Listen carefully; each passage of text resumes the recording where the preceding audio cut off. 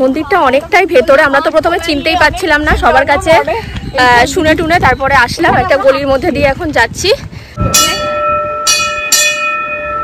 তো এখানে বসে থাকতে থাকতে এই মন্দিরের যিনি প্রভু, তো ওনার সাথে দেখা হলো।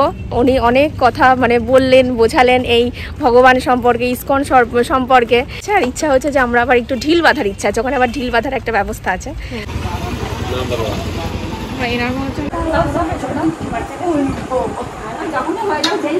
উনিকে টিভিতে দেখা যায় তোর?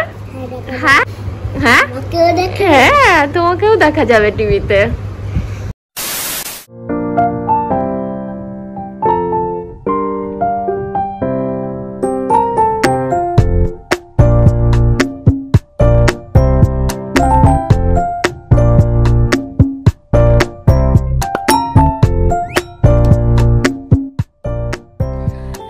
Welcome to a new blog. তো আজকে 29শে আগস্ট বৃহস্পতিবার। তো সকাল সকাল স্নান করে রেডি হয়ে নিয়েছি, এখন 9টা মতো বাজে। তো আজকে আমরা যাবো নৃসিংহতলায় পুজো দিতে। আমাদের এখানে একটা জায়গা আছে নৃসিংহতলা বলে, জায়গাটার নামও নৃসিংহতলা। তো ওখানে নৃসিংহদেবের মন্দির রয়েছে, তো ওখানেই যাবো পুজো দিতে। অনেকদিন ধরেই ভাবছিলাম যাব, তো ফাইনালি আজকের ডেটটা ঠিক হলো। তো আজকে আমি, সঞ্চিতা আর ওদিক থেকে অনিন্দিতা 3জন যাব। তো এখন একটু ছাদে যাব, ছাদে গিয়ে কটা ফুল তুলবো, নিজেদের গাছের কটা ফুল নিয়ে যাবো মন্দিরে।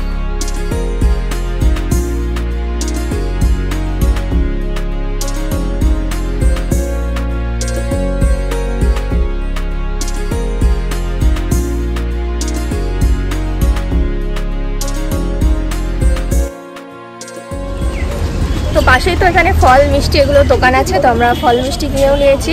এবার মন্দিরে পুজো দেবো। এই দেখ স্নান করছে, বুঝতে পারছি না।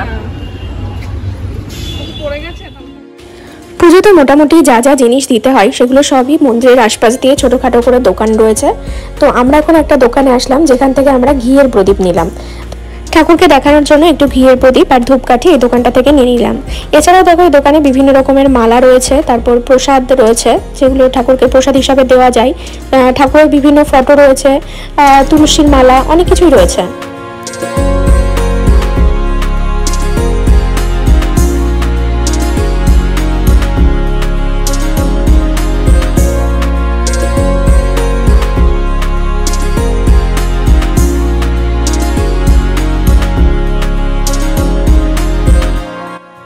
ঠাকুর মশাই তখন পুজোতে বসে গেছিলেন, আর তখন নৃসিংহদেবকে স্নান করানো হচ্ছিল।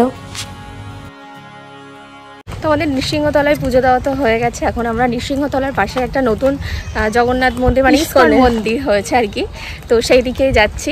আর এখানে পুজো দেওয়ার তো সেরকম মানে অঞ্জলি নেই আর কি, শুধুমাত্র পুজোটা ধরে দিতে হয়। এটা অনেকটাই ভেতরে, আমরা তো প্রথমে চিনতেই পাচ্ছিলাম না, সবার কাছে শুনে টুনে তারপরে আসলাম। একটা গলির মধ্যে দিয়ে এখন যাচ্ছি। তো এখানে একটা এরকম পোস্টার টাঙানো আছে, তারপর এদিকে তো এই যে এটাই হচ্ছে জগন্নাথ দেবের মন্দির। বাহ কি সুন্দর।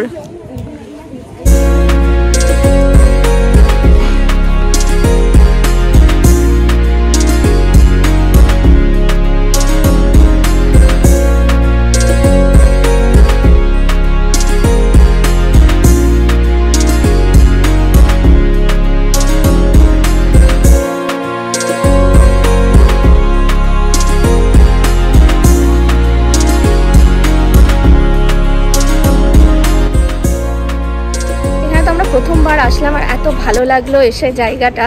এখানে তো পুজো দেওয়ার কি ব্যবস্থা আছে না আছে জানি না, আমরা জাস্ট মন্দিরটাই দেখতে এসেছিলাম আর সেটাই দেখলাম, ঠাকুরও দর্শন করলাম আর ঠাকুরের প্রসাদও আমরা পেয়েছি। ঠাকুরের প্রসাদ দিয়েছে, যে 3 জনকে 3 প্লেট প্রসাদ দিয়েছে।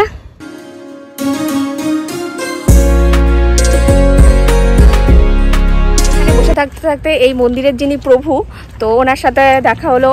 উনি অনেক কথা মানে বললেন, বোঝালেন এই ভগবান সম্পর্কে, ইসকন সম্পর্কে। তো ওনার সাথে কথা বলতে বলতে, গল্প করতে করতে এখন প্রায় 12:30 বেজে গেছে। এদিকে সকাল থেকে কিচ্ছু খেয়েও আসেনি, খিদেও পেয়েছে। আমরা তো প্রসাদ খেয়েছিলাম, আবার 2টো করে আঙুর ফল দিয়েছে। তো এই খাবো। এখন আবার নৃসিংহতলায় যাব। নৃসিংহতলায় গিয়ে হচ্ছে আমাদের ইচ্ছা হয়েছে প্রসাদ নেওয়ার আছে, আর ইচ্ছা হচ্ছে যে আমরা আবার একটু ঢিল বাঁধার ইচ্ছা আছে, ওখানে আবার ঢিল বাঁধার একটা ব্যবস্থা আছে। তো দেখা যাক কি হয় না হয়। তো এখন আবার হাঁটতে হাঁটতে নৃসিংহতলার দিকে যাচ্ছি। এই দেখা না, দেখা না, 3 জন 3টে ঢিল নিয়ে নিয়েছি।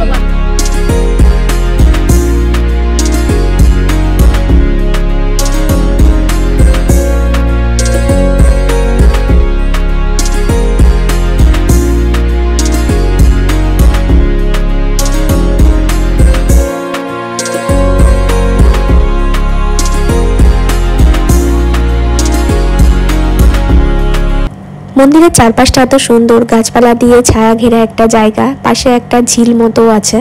আর মন্দির মানেই তো একটা মন ভালো করা পরিবেশ, আর এটাও সেরকমই। তো পাশেই ছিল এরকম মিষ্টির দোকান, আর সেখানে এরকম পরোটাও পাওয়া যাচ্ছিল, তো সেখান থেকে আমরাও খেয়ে নিলাম। 1:30 বাজে, এখন আমরা ঘরে ঢুকছি। কটায় বেরিয়েছি সকালবেলা?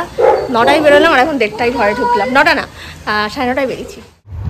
তো ভাইয়ের আজকে একটা ফ্রেন্ডের বাড়ি ইনভিটেশন আছে, তো ভাই সেখানেই যাবে। তো রেডি হয়ে সেজন্য দেখা যাচ্ছে, দেখ আমাকে কেমন লাগছে। একদম আমি আসিনি, তুই বললি দেখাতে তাই এসেছি। দেখা এবার ভালো করে দাঁড়া। ভালো লাগছে, বাট এটা প্যান্টটা একটু ব্ল্যাক টাইপের হলে ভালো, তো দুটোই ডেনিম হয়ে গেছে।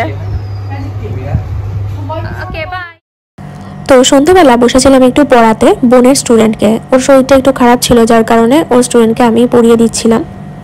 তো পড়ানোর পর নিচে সবাই মিলে বসেছিলাম, আর পিয়ালি কাকিমারাও এসেছিল আমাদের বাড়িতে। তো সবাই মিলে গল্প হচ্ছিল। হ্যান্ডশেক দিতে বল।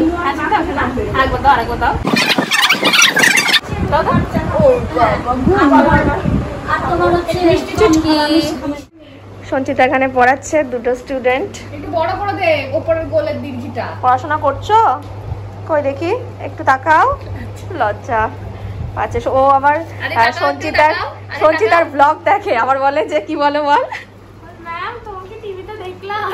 টিভিতে ব্লগ চালিয়ে দেখে সঞ্চিতার ব্লগ, তাই বলে। তো দিদিমণি, তাই দিদিমণিকে টিভিতে দেখা যায় তোর? হ্যাঁ, আর আমার ব্লগ দেখিস না? দেখতে পাস না? এবার আমার ব্লগ দেখবি, তাহলে দেখবি তোকেও দেখা যাবে টিভিতে, বুঝলি? হ্যাঁ হ্যাঁ, তোমাকেও দেখা যাবে টিভিতে। লাকি কেউ? তুমি লাকি কে হয় তোমার? দাদা। আর তোমার নাম কি একটু বলে দাও? আদি। আদি কি পুরো নাম বলো? এদিকে তাকিয়ে ভালো করে বলো একটু। কি নাম বলো, ভালো করে বলো। আদি, তারপরে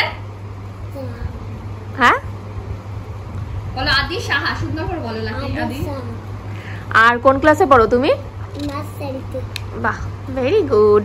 আর এটা হচ্ছে আদির দাদা। দেখি আদির দাদাকে একটু দেখি। আদির দাদার নাম কি? লাকি সাহা। বলো দে। ইয়াস। ইয়াস। ইয়েস। আর হচ্ছে তুমি কোন ক্লাসে পড়ো? আমি এলকেজি।